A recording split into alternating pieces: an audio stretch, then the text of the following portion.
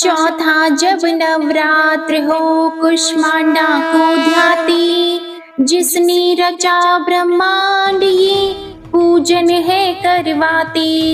आदि शक्ति कहते जिन्हें अष्टभुजी है रूप, इस शक्ति के तेज से कहीं छाव कहीं धूप। या देवी सर्वभूतेषु माँ कुष्मांडा रूपेण संस्थिता, नमस्तस्यै नमस्तस्यै नमस्तस्यै नमो नमः।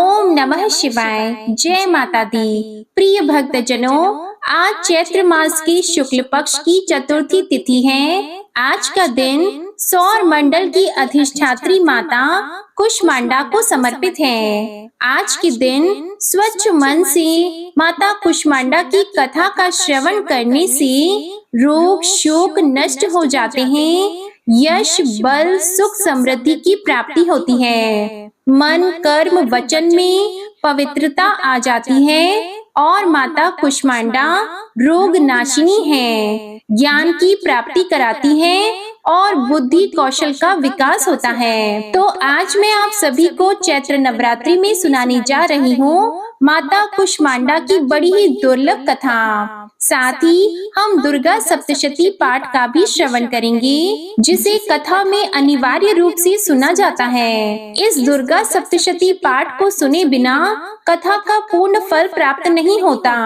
तो आप सभी भक्तजन इन कथाओं को बड़ी ही श्रद्धा और प्रसन्न चित्त मन से सुनिएगा। कौशल देश में सुशील नाम का एक निर्धन ब्राह्मण रहता था। प्रतिदिन मिलने वाली भिक्षा से वह अपने परिवार का भरण पोषण करता था। उसके कई बच्चे थे। प्रातःकाल वह भिक्षा लेने घर से निकलता और सायंकाल लौट आता था। देवताओं, पितरों और अतिथियों की पूजा करने के बाद आश्रित जन को खिलाकर ही वह स्वयं भोजन ग्रहण करता था। इस प्रकार भिक्षा को वह भगवान का प्रसाद समझकर स्वीकार करता था। इतना दुखी होने पर भी वह दूसरों की सहायता के लिए सदैव तत्पर रहता था। यद्यपि उसके मन में अपार चिंता रहती थी, फिर भी वह सदैव धर्म कर्म में लगा रहता था। अपनी इंद्रियों पर उसका पूर्ण नियंत्रण था। वह सदाचारी, धर्मात्मा और सत्यवादी था। उसके हृदय में कभी क्रोध, अहंकार और ईर्ष्या जैसे तुच्छ विकार उत्पन्न नहीं होते थे। एक बार उसके घर के पास सत्यव्रत नामक एक तेजस्वी ऋषि आकर ठहरे। वे एक प्रसिद्ध तपस्वी थे। मंत्रों और विद्याओं का ज्ञाता उनके समान आसपास दूसरा कोई नहीं था। शीघ्र ही अनेक व्यक्ति उनके दर्शनों को आने लगे। सुशील के हृदय में भी उनसे मिलने की इच्छा जागृत हुई और वह उनकी सेवा में उपस्थित हुआ। सत्यव्रत को प्रणाम कर वह बोला, ऋषिवर, आपकी बुद्धि अत्यंत विलक्षण है। आप अनेक शास्त्रों, विद्याओं और मंत्रों के ज्ञाता हैं। मैं एक निर्धन, दरिद्र और असहाय ब्राह्मण हूँ। कृपया मुझे बताइए कि मेरी दरिद्रता किस प्रकार समाप्त हो सकती है। उसने आगे कहा कि मुनिवर, आपसे यह पूछने का केवल इतना ही अभिप्राय है कि मुझ में कुटुंब का भरण पोषण करने की शक्ति आ जाए। धन के अभाव के कारण मैं उन्हें समुचित सुविधाएं और अन्य सुख नहीं दे पा रहा हूँ। हे दयानिधान, तप, दान, व्रत, मंत्र अथवा जप, आप कोई ऐसा उपाय बताने का कष्ट करें जिससे कि मैं अपने परिवार का यथोचित भरण पोषण कर सकूं। मुझे केवल इतने ही धन की इच्छा है जिससे कि मेरा परिवार सुखी हो जाए। यह सुनकर सत्यव्रत ऋषि ने सुशील को भगवती दुर्गा की महिमा बताते हुए नवरात्रि व्रत करने का परामर्श दिया। महर्षि सत्यव्रत ने आगे कहा, हे ब्राह्मण, मैं तुम्हें माता कुष्मांडा की कथा का श्रवण कराता हूँ, इसलिए तुम उसे भली भांति मन लगाकर और साफ स्वच्छ मन से श्रद्धा भाव से उसे श्रवण करो। इसको श्रवण करने मात्र से व्यक्ति की अनेक दुखों का नाश होता है, उसे सुख समृद्धि की प्राप्ति होती है और मन में माता के प्रति भक्ति भाव जागृत होता है। तो हे ब्राह्मण, आज तुम माता कुष्मांडा की कथा का श्रवण करो और माँ भगवती के गुणों को गाओ। यह उस समय की बात है जब ब्रह्मांड अंधकार से भरे हुए एक शून्य के समान था, लेकिन फिर एक दिव्य प्रकाश की किरण चारों ओर फैली अंधेरे उजालों में परिवर्तित होने लगा। उस प्रकाश की कोई सीमा नहीं थी। सहसा प्रकाश एक दिव्य देवी के रूप में बदल गया। वह कोई और नहीं बल्कि स्वयं देवी कुष्मांडा थी। अपनी मंद हल्की हंसी के साथ अंड यानी ब्रह्मांड को उत्पन्न करने के कारण इस देवी को कुष्मांडा नाम से संबोधित किया गया। देवी कुष्मांडा की मुख मुस्कान के कारण ब्रह्मांड का जन्म हुआ है। हे ब्राह्मण, उन्होंने ही पृथ्वी, सभी ग्रहों, चंद्र, सूर्य, तारे और आकाश तथा आकाश गंगाओं को अस्तित्व में लाया। संसार में जीवन बनाए रखने के लिए सूर्य देवता की आवश्यकता थी, तो माता कुष्मांडा ने अपने आप को सूर्य में समाहित कर दिया। सूर्य संसार में जीवन का पर्याय है, तो देवी उनकी शक्ति है। माता कुष्मांडा ही समस्त जीवन का स्रोत है। जब वह सूर्य भगवान के मूल में रहती है, तो देवी का अलौकिक तेज दिनकर को जीवन प्रदान करने की क्षमता देती है। कुष्मांडा देवी के बिना सूर्य शक्तिहीन है। यह देवी की ही शक्ति है। कुष्मांडा देवी ही शक्तिशाली है। इनसे ही जग रोशन है।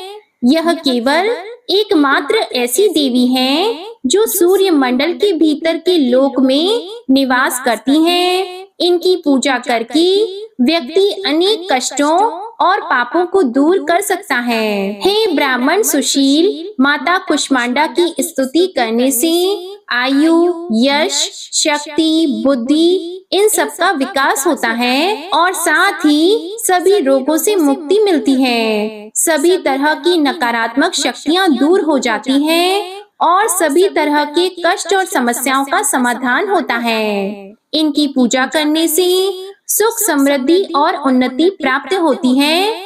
दुख, विपत्ति और कष्ट से मुक्ति मिल जाती है। साथ ही ज्ञान की भी प्राप्ति होती है। बुद्धि कौशल का विकास होता है। आगे महर्षि सत्यव्रत ने माता कुष्मांडा के गुणों का बखान करते हुए कहा कि हे ब्राह्मण, माता कुष्मांडा का रूप अलौकिक है। माता कुष्मांडा की 8 भुजाएं हैं, इसलिए ये अष्टभुजा कहलाई। इसी के साथ हाथों में कमंडल, धनुष, बाण, कमल, पुष्प, अमृत, पूर्ण कलश, चक्र तथा गदा है। 8वें हाथ में सभी सिद्धियों और निधियों को देने वाली जपमाला है। इन देवी का वाहन सिंह है। संस्कृत में कुम्हड़ी को कुष्मांडा कहते हैं, इसलिए इन देवी को कुष्मांडा कहा जाता है। इन देवी का वास सूर्य मंडल के भीतर लोक में है। सूर्य लोक में रहने की शक्ति और क्षमता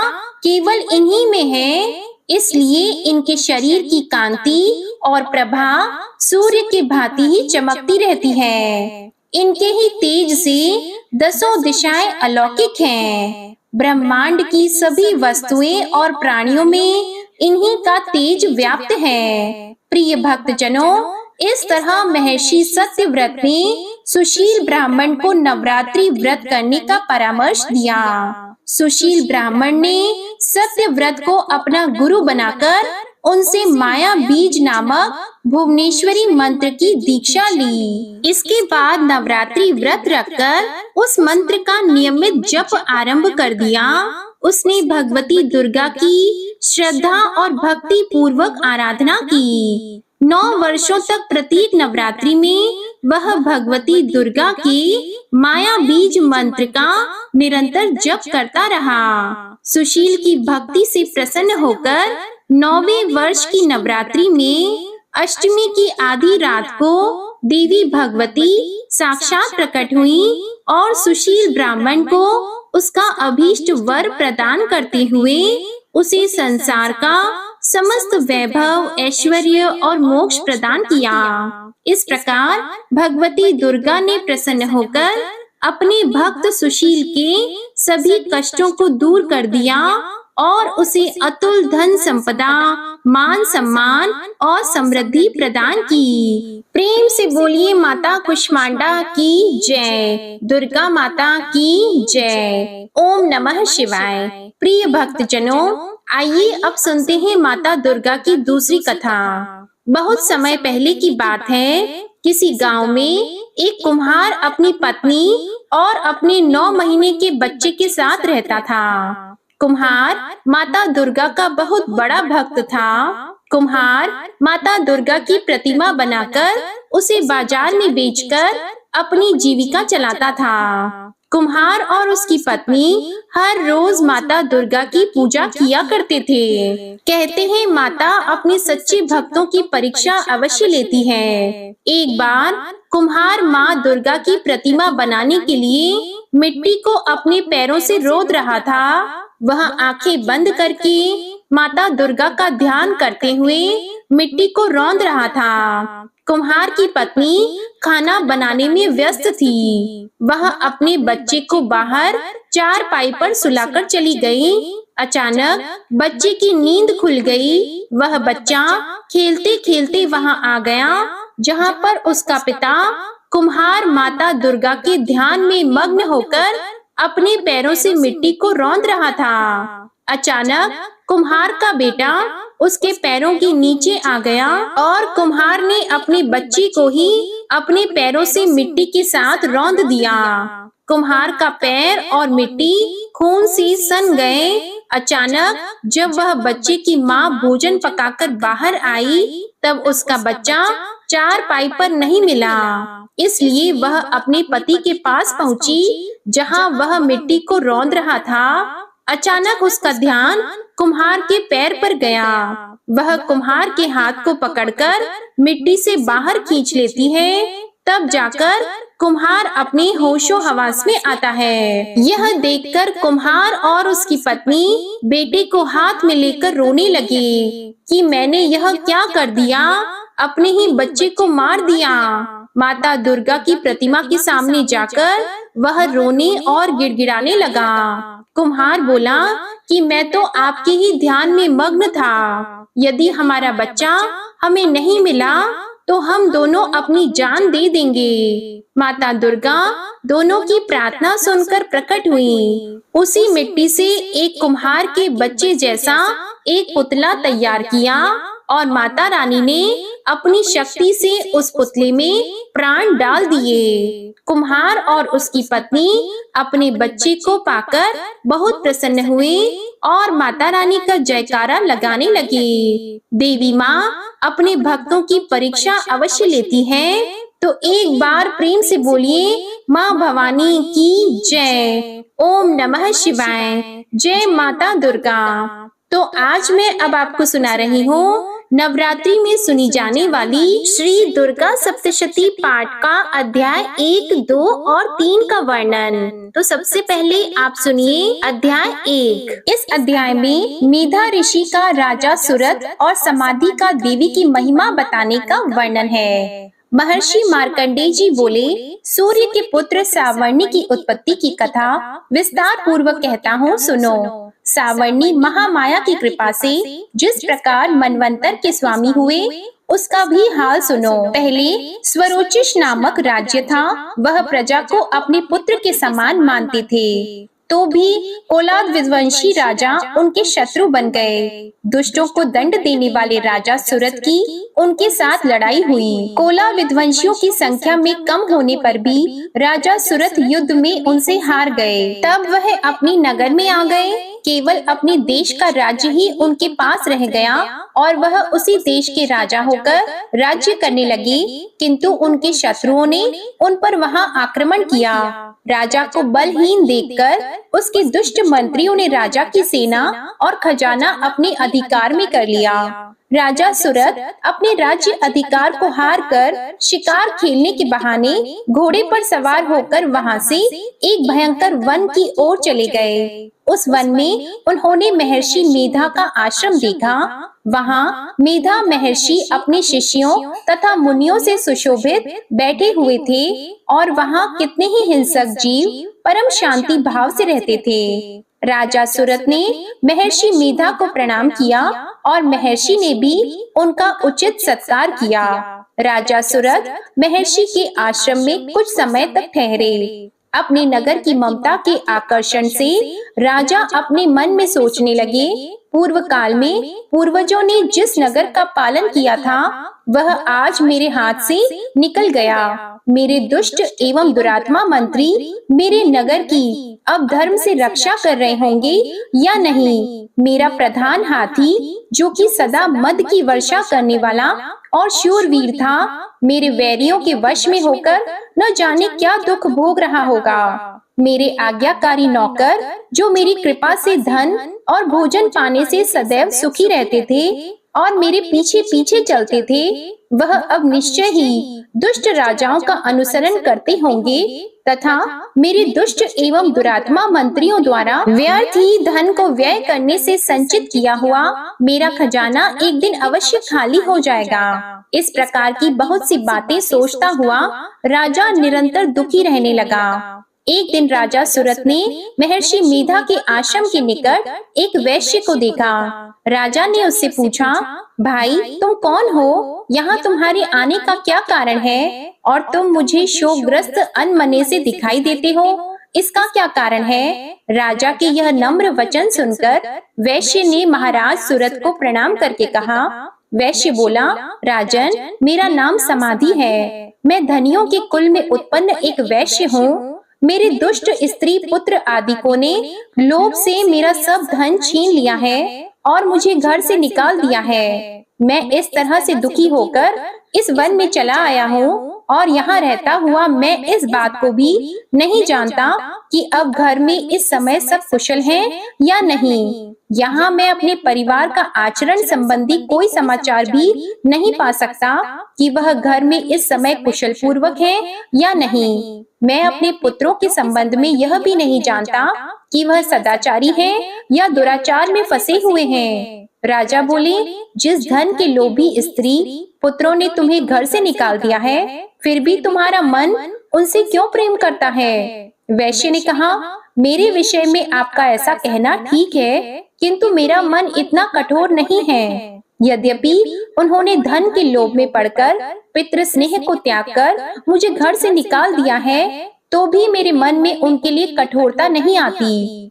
हे महामते, मेरा मन फिर भी उनमें क्यों फंस रहा है? इस बात को जानता हुआ भी मैं नहीं जान रहा। मेरा चित्त उनके लिए दुखी है। मैं उनके लिए लंबी लंबी सांसें ले रहा हूँ। उन लोगों में प्रेम नाम को नहीं है, फिर भी ऐसे निस्नेहियों के लिए मेरा हृदय कठोर नहीं होता।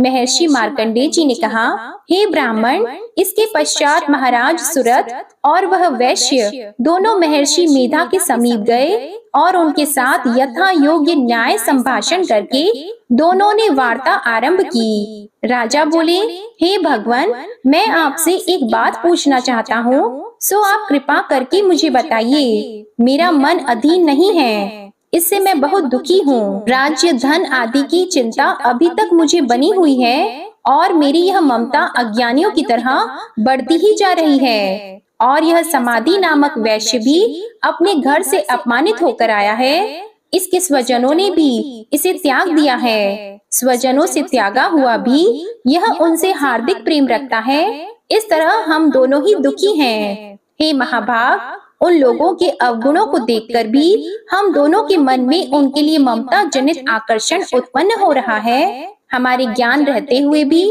ऐसा क्यों है? अज्ञानी मनुष्यों की तरह हम दोनों में यह मूर्खता क्यों है? महर्षि मेधा ने कहा, विषम मार्ग का ज्ञान सब जंतुओं को है। सबों के लिए विषय अलग अलग होते हैं। कुछ प्राणी दिन में नहीं देखते और कुछ रात को, परंतु कई जीव ऐसे हैं जो दिन तथा रात दोनों में देख सकते हैं। यह सत्य है कि मनुष्यों में ज्ञान प्रधान है, किंतु केवल मनुष्य ही ज्ञानी नहीं होता।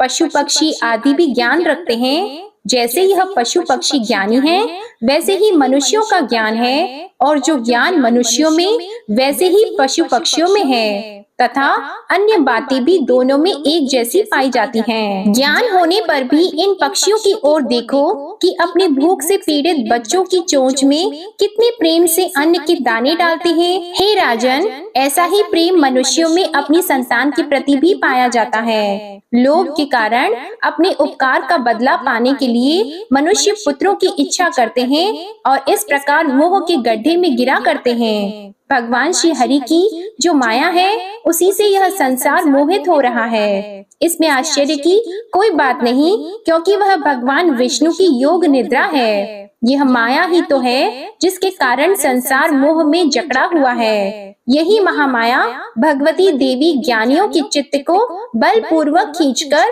मोह में डाल देती है और उसी के द्वारा संपूर्ण जगत की उत्पत्ति होती है। यही भगवती देवी प्रसन्न होकर मनुष्य को मुक्ति प्रदान करती है। यही संसार के बंधन का कारण है तथा संपूर्ण ईश्वरों की भी स्वामिनी है। महाराज सूरत ने पूछा, भगवान, वह देवी कौन सी है जिसको आप महामाया कहते हैं? हे ब्राह्मण, वह कैसे उत्पन्न हुई और उसका कार्य क्या है? उसके चरित्र कौन कौन से हैं? प्रभु, उसका जैसा प्रभाव हो, जैसा स्वरूप हो, वह सब ही कृपा करके मुझसे कहिए, मैं आपसे सुनना चाहता हूँ। महर्षि मेधा बोले, राजन, वह देवी तो नित्य स्वरूपा है। उसके द्वारा यह संसार रचा गया है, तब भी उसकी उत्पत्ति अनेक प्रकार से होती है। वह सब आप मुझसे सुनो। वह देवताओं का कार्य सिद्ध करने के लिए प्रकट होती हैं, उस समय वह उत्पन्न हुई कहलाती हैं। संसार को जलमय करके जब भगवान विष्णु योग निद्रा का आश्रय लेकर शेष शैया पर सो रहे थे, तब मधु कैटभ नाम के दो असुर उनके कानों के मैल से प्रकट हुए और वह श्री ब्रह्मा जी को मारने के लिए तैयार हो गए। श्री ब्रह्मा जी ने जब उन दोनों को अपनी ओर आते देखा और यह भी देखा कि भगवान विष्णु योग निद्रा का आश्रय लेकर सो रहे हैं, तो वह उस समय श्री भगवान को जगाने के लिए उनके नेत्रों में निवास करने वाली योग निद्रा की स्तुति करने लगे। श्री ब्रह्मा जी ने कहा, हे देवी, तुम ही स्वाहा, तुम ही स्वधा और तुम ही वष्टकार हो। स्वर भी तुम्हारा ही स्वरूप है, तुम ही जीवन देने वाली सुधा हो। नित्य अक्षर प्रणव में अकार, उकार, मकार, इन तीनों में माताओं के रूप में तुम ही स्थित हो। इनके अतिरिक्त जो बिंद पथ अर्ध मात्रा है, जिसका कि विशेष रूप से उच्चारण नहीं किया जाता है, हे देवी, वह भी तुम ही हो। हे देवी, संध्या, सावित्री और परजननी तुम ही हो। तुम इस विश्व को धारण करने वाली हो। तुमने ही इस जगत की रचना की है और तुम ही इस जगत का पालन करने वाली हो। तुम ही कल्प के अंत में सबको भक्षण करने वाली हो। हे देवी, जगत की उत्पत्ति के समय तुम सृष्टि रूपा होती हो, पालन काल में स्थित रूपा होती हो और कल्प के अंत में संहार रूप धारण कर लेती हो। तुम ही महाविद्या, महामाया, महामेधा, महारात्रि और मोहरात्रि हो। श्री ईश्वरी और बोध स्वरूपा बुद्धि भी तुम ही हो। लज्जा, पुष्टि, तुष्टि, शांति और क्षमा भी तुम ही हो। तुम खड़ग धारिणी, शूल धारिणी घोर रूपा तथा गदा, चक्र, शंख और धनुष को धारण करने वाली हो। बाण, भुशुंडी और परिग यह भी तुम्हारे ही अस्त्र हैं। तुम सौम्य और सौम्यतर हो। यही नहीं, बल्कि जितनी भी सौम्य तथा सुंदर वस्तुएं इस संसार में हैं, उन सबसे बढ़कर सुंदर तुम हो। पर और अपर सबसे पर रहने वाली सुंदर तुम ही हो। हे स्वरूपी देवी, जो भी सत असत पदार्थ हैं और उनमें जो शक्ति है, वह भी तुम ही हो। ऐसी अवस्था में भला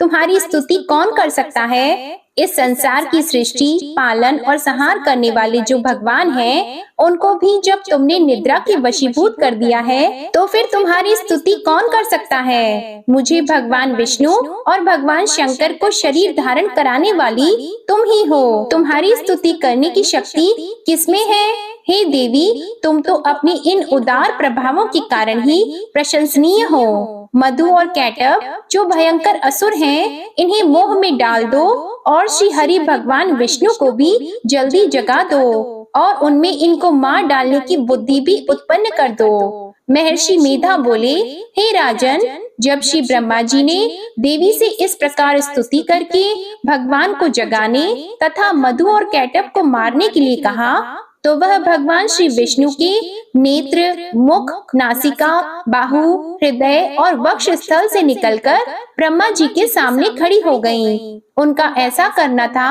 कि भगवान श्री हरि तुरंत जाग उठे और दोनों असुरों को देखा, जो कि अत्यंत बलवान तथा पराक्रमी थे और मारे क्रोध के जिनके नेत्र लाल हो रहे थे और जो ब्रह्मा जी का वध करने के लिए तैयार थे। तब क्रोधित हुए उन दोनों दुरात्मा असुरों के साथ भगवान श्री हरि पूरे 5000 वर्ष तक लड़ते रहे। एक तो वह अत्यंत बलवान तथा पराक्रमी थे, दूसरी महामाया ने भी उन्हें मोह में डाल रखा था।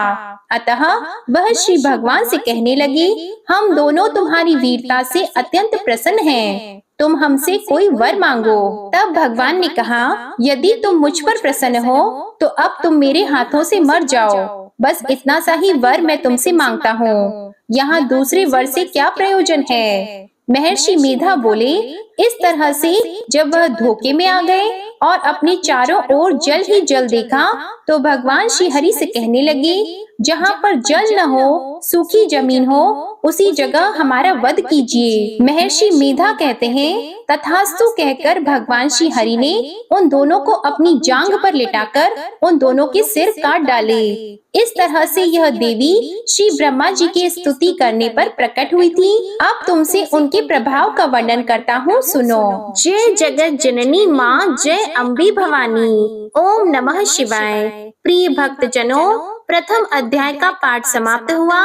दुर्गा सप्तशती पाठ का दूसरा अध्याय। इसमें देवताओं के तेज से देवी के प्रादुर्भाव और महिषासुर की सेना के वध का वर्णन है। महर्षि मेधा बोले, प्राचीन काल में देवताओं और असुरों में पूरे 100 वर्ष तक घोर युद्ध हुआ था और देवराज इंद्र देवताओं के नायक थे। इस युद्ध में देवताओं की सेना परास्त हो गई थी और इस प्रकार संपूर्ण देवताओं को जीतकर महिषासुर इंद्र बन बैठा था। युद्ध के पश्चात हारे हुए देवता प्रजापति श्री ब्रह्मा को साथ लेकर उस स्थान पर पहुँचे जहाँ पर श्री भगवान शंकर विराजमान थे। देवताओं ने अपनी हार का सारा वृतांत भगवान श्री विष्णु और शंकर जी से कह सुनाया। वह कहने लगे, हे प्रभु, महिषासुर सूर्य, चंद्रमा, इंद्र, अग्नि, वायु, यम, वरुण तथा अन्य देवताओं के सब अधिकार छीनकर सबका अधिष्ठाता स्वयं बन बैठा है। उसने समस्त देवताओं को स्वर्ग से निकाल दिया है। वह मनुष्यों की तरह पृथ्वी पर विचर रहे हैं। दैत्यों की सारी करतूत हमने आपको सुना दी है और आपकी शरण में इसलिए आए हैं कि आप उनके वध का कोई उपाय सोचें। देवताओं की बातें सुनकर भगवान श्री विष्णु और शंकर जी को दैत्यों पर बड़ा गुस्सा आया। उनकी भौहें तन गईं और आंखें लाल हो गईं। गुस्से में भरे हुए भगवान विष्णु के मुख से बड़ा भारी तेज निकला और उसी प्रकार का तेज भगवान शंकर जी, ब्रह्मा और इंद्र आदि दूसरी देवताओं के मुख से प्रकट हुआ। फिर वह सारा तेज एक में मिल गया और तेज का पुंज वह ऐसा दिखता था जैसे कि जाज्वल्यमान पर्वत हो। देवताओं ने देखा कि उस पर्वत की ज्वाला चारों ओर फैली हुई थी और देवताओं के शरीर से प्रकट हुए तेज की किसी अन्य तेज से तुलना नहीं हो सकती थी। एक स्थान पर इकट्ठा होने पर वह तेज एक देवी के रूप में परिवर्तित हो गया और अपने प्रकाश से तीनों लोकों में व्याप्त जान पड़ा। वह भगवान शंकर का तेज था। उससे देवी का मुख प्रकट हुआ।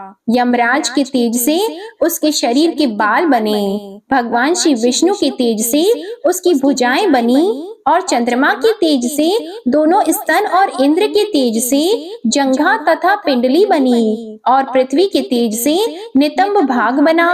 ब्रह्मा के तेज से दोनों चरण और सूर्य के तेज से उनकी अंगुलियां पैदा हुईं। वसुओं के तेज से हाथों की अंगुलियां एवं कुबेर के तेज से नासिका बनी। प्रजापति के तेज से उसके दांत और अग्नि के तेज से उसके नेत्र बने। संध्या के तेज से उसकी भौहें और वायु के तेज से उसके कान प्रकट हुए थे।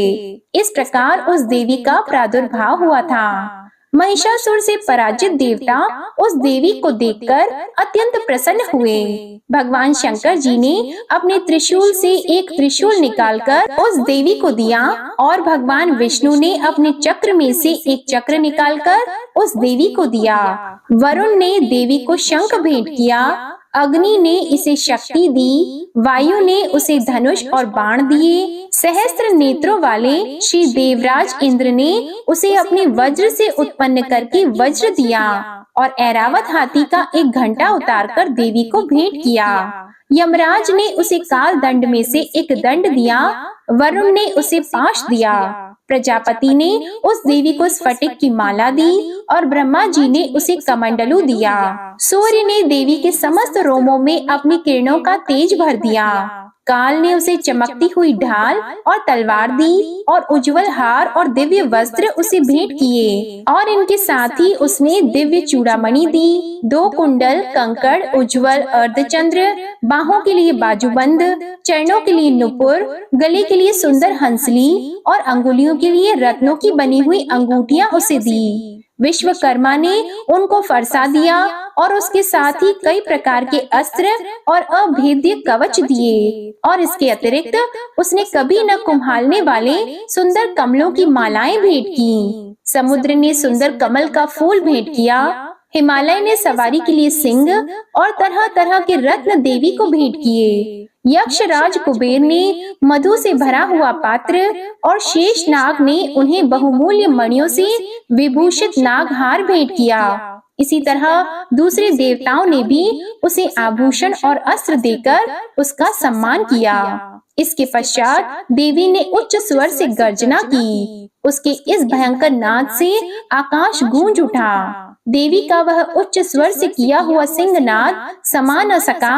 आकाश उनके सामने छोटा प्रतीत होने लगा।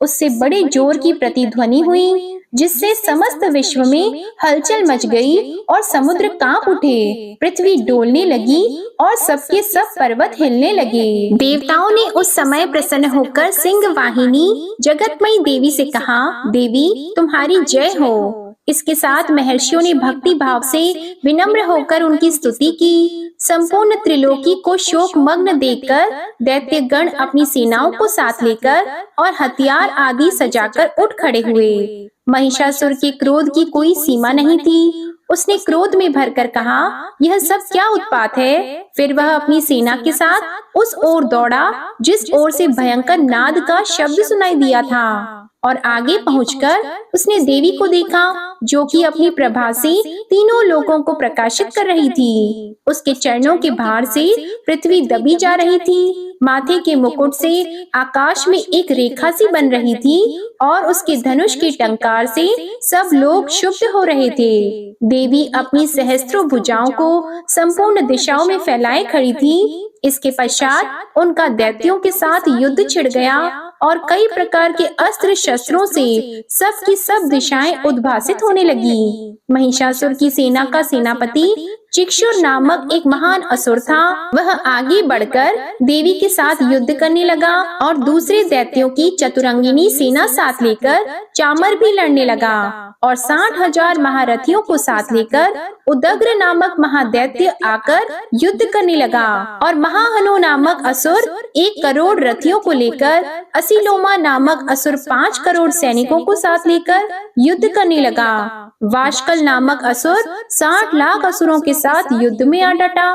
विडाल नामक असुर 1 करोड़ रथियों सहित लड़ने को तैयार था। इन सब के अतिरिक्त और भी हजारों असुर हाथी और घोड़े साथ लेकर लड़ने लगे और इन सब के पश्चात महिषासुर करोड़ों रथों, हाथियों और घोड़ों सहित वहां आकर देवी के साथ लड़ने लगा। सभी असुर तोमर, भिंदीपाल, शक्ति, मूसल, खड़गों, फरसों, पट्टियों के साथ रणभूमि में देवी के साथ युद्ध करने लगे। कई शक्तियां फेंकने लगे और कोई अन्य शस्त्र आदि। इसके पश्चात सबके सब दैत्य अपनी अपनी तलवारें हाथों में लेकर देवी की ओर दौड़े और उसे मार डालने का उद्योग करने लगे। मगर देवी ने क्रोध में भरकर खेल ही खेल में उनके सब अस्त्रों शस्त्रों को काट दिया। इसके पश्चात ऋषियों और देवताओं ने देवी की स्तुति आरंभ कर दी और वह प्रसन्न होकर असुरों के शरीरों पर अस्त्र शस्त्रों की वर्षा करती रहीं। देवी का वाहन भी क्रोध में भरकर दैत्य सेना में इस प्रकार विचरने लगा जैसे कि वन में दावानल फैल रहा हो। युद्ध करती हुई देवी ने क्रोध में भरकर जितने श्वासों को छोड़ा वह तुरंत ही सैकड़ों हजारों गणों के रूप में परिवर्तित हो गए। फरसे, भिंदीपाल, खड़ग और पट्टिश इत्यादि अस्त्रों के साथ दैत्यों से युद्ध करने लगे। देवी की शक्ति से बड़े हुए वह गण दैत्यों का नाश करते हुए ढोल, शंख और मृदंग आदि बजा रहे थे। फिर देवी ने त्रिशूल, गदा, शक्ति, खड़ग इत्यादि से सहस्त्रों असुरों को मार डाला। कितनों को घंटे की भयंकर आवाज से ही यमलोक पहुंचा दिया। कितने ही असुरों को उसने पास में बांधकर पृथ्वी पर धर घसीटा। कितनों को अपनी तलवार से टुकड़े टुकड़े कर दिए और कितनों को गदा की चोट से धरती पर सुला दिया। कई दैत्य मूसल की मार से घायल होकर रक्त वमन करने लगे और कई शूल से छाती फट जाने के कारण पृथ्वी पर लेट गए और कितनों की बाण से कमर टूट गई। देवताओं को पीड़ा देने वाले दैत्य कट कट कर मरने लगे। कितनों की बाहें अलग हो गईं, कितनों की ग्रीवाएं कट गईं, कितनों के सिर कटकर दूर भूमि पर लुढ़क गए, कितनों के शरीर बीच में से कट गए और कितनों की जंघाएं कट गईं और वह पृथ्वी पर गिर पड़े।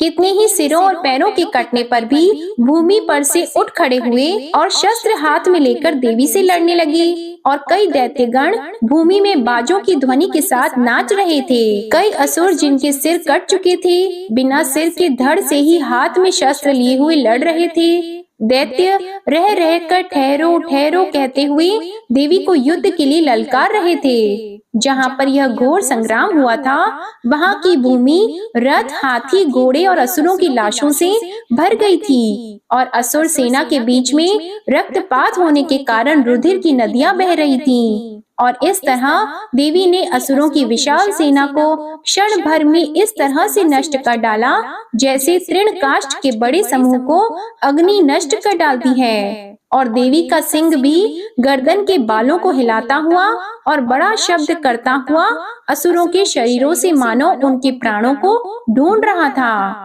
वहां देवी के गणों ने जब दैत्यों के साथ युद्ध किया तो देवताओं ने प्रसन्न होकर आकाश से उन पर पुष्पों की वर्षा की। जय माता दी। अब आप सुनिए श्री दुर्गा सप्तशती का अध्याय 3। इस अध्याय में सेनापतियों सहित महिषासुर के वध का वर्णन है। महर्षि मेधा ने कहा, महिषासुर की सेना नष्ट होती देखकर उस सेना का सेनापति चिक्षुर क्रोध में भरकर देवी के साथ युद्ध करने के लिए आगे बढ़ा। वह देवी पर इस प्रकार बाणों की वर्षा करने लगा मानो सुमेरु पर्वत पानी की धार बरसा रहा हो। इस प्रकार देवी ने अपने बाणों से उसके बाणों को काट डाला तथा उसके घोड़ों और सारथी को मार दिया। साथ ही उसके धनुष और उसकी अत्यंत ऊंची ध्वजा को भी काटकर नीचे गिरा दिया। उसका धनुष कट जाने के पश्चात उसके शरीर के अंगों को भी अपने बाणों से बींध दिया। धनुष, घोड़ों और सारथी के नष्ट हो जाने पर वह असुर ढाल और तलवार लेकर देवी की तरफ आया। उसने अपनी तीक्ष्ण धार वाली तलवार से देवी के सिंह के मस्तक पर प्रहार किया और बड़े वेग से देवी की बाईं भुजा पर वार किया। किंतु देवी की बाईं भुजा को छूते ही उस दैत्य की तलवार टूटकर 2 टुकड़े हो गई। इससे दैत्य ने क्रोध में भरकर शूल हाथ में ले लिया और उसे भद्रकाली देवी की ओर फेंका।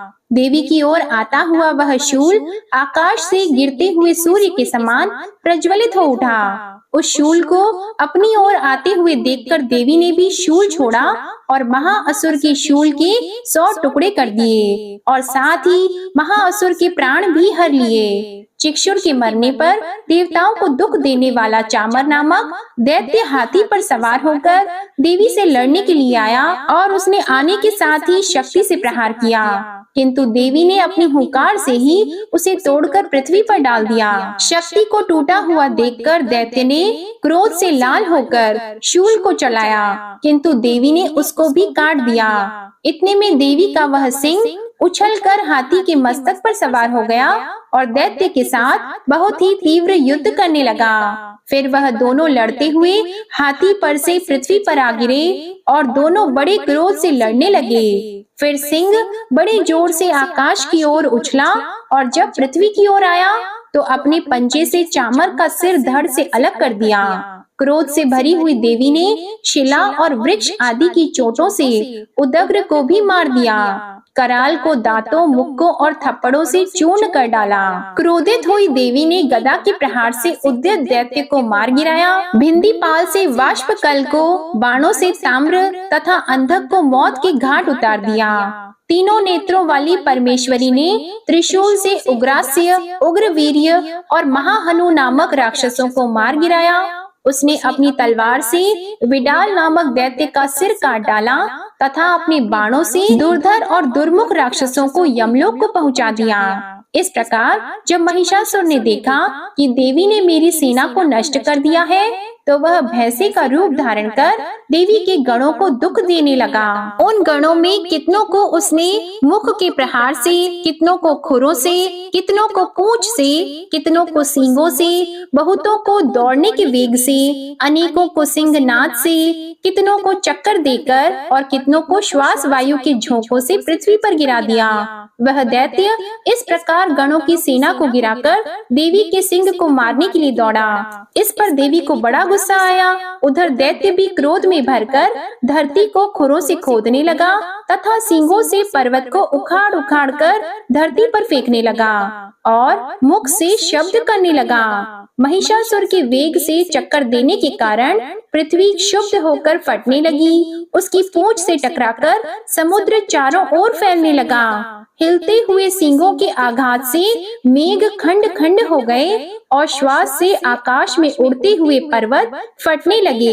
इस तरह क्रोध में भरे हुए राक्षस को देखकर चंडिका को भी क्रोध आ गया और वह उसे मारने के लिए क्रोध में भर गई। देवी ने पांच फेंक कर दैत्य को बांध लिया और उसने बंध जाने पर दैत्य का रूप त्याग दिया और सिंह का रूप बना लिया। और ज्यों ही देवी उसका सिर काटने के लिए तैयार हुई कि उसने पुरुष का रूप बना लिया, जो कि हाथ में तलवार लिए हुए था। देवी ने तुरंत ही अपने बाणों के साथ उस पुरुष को उसकी तलवार ढाल सहित बींध डाला।